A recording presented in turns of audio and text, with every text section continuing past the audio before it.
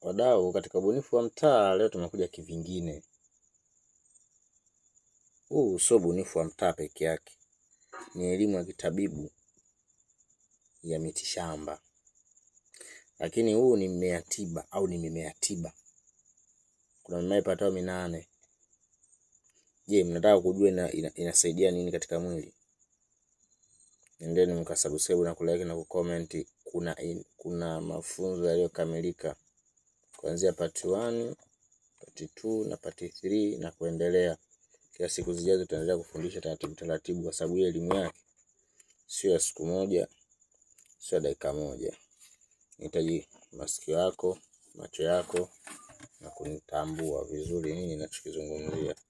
Hii hapa unaitwa mchangani super mkashari wa gosi wa gona. Kwa wale wanaume tunaelewa.